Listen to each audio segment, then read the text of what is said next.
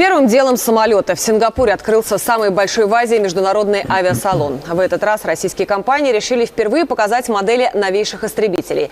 Ну а также привезли пассажирский лайнер «Сухой Суперджет-100». Это настоящий действующий борт, на который уже положили глаз потенциальные заказчики из Ирана и Египта. А вот Китай проявляет интерес к российским вертолетам, хорошо известным на азиатском рынке. Чем еще удивят специалистов и публику участники авиасалона, уже знает Инна Осипова. Сингапурский авиасалон – один из крупнейших в Азии. В этот раз сюда слетелись более 1000 компаний со всего мира. Воздушные трюки исполняют не только военные летчики, но и гражданские. Например, пилоты тяжеловеса Airbus 350. Угол разворота при таких габаритах имеет значение. Все полеты проходят специально над акваторией морского пролива для безопасности.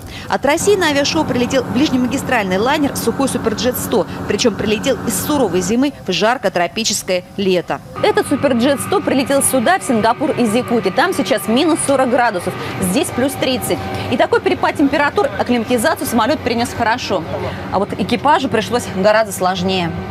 Летели через Южную Корею и Вьетнам 8500 километров. Там были дозаправки. По словам пилота, самолет экономичен, есть мало топлива, комфортен и безопасен. Система управления устроена таким образом, чтобы максимально исключить влияние человеческого фактора. Иностранцы переходят, спрашивают, фотографируют.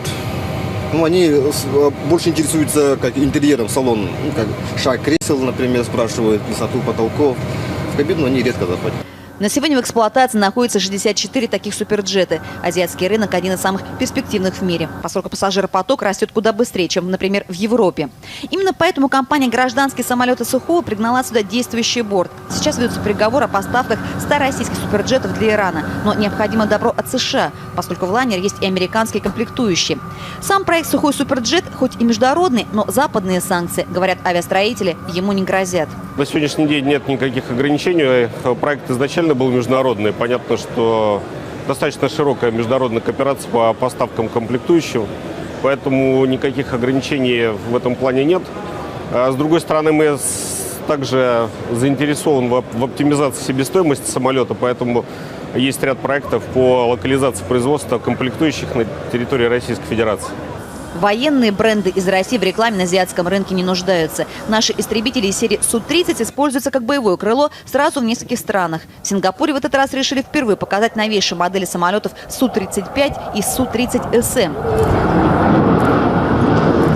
Сингапурская выставка хоть и названа авиасалоном, но под ее крылом собрали не только то, что летает. Тут и плавающая, и наземная техника. Недаром тема выставки – большое шоу, большие возможности. А это общественный транспорт будущего. Представьте только, здесь нет водителей совсем. Управляется очень просто. Есть карта, Google Map, задается маршрут определенный самими пассажирами. И кабина будущего везет сама, используя Google Map, используя навигацию, GPS-навигацию. В любой момент, конечно, можно остановить ее, используя вот такие кнопки «Стоп». В Сингапуре уже используется несколько таких маршруток, где не нужно передавать за проезд. Выставка только открылась и пока доступна лишь для специалистов. Зрители смогут оценить авиашоу через пару дней. Инна Осипова, Максим Катаев, телекомпания НТВ, Сингапур.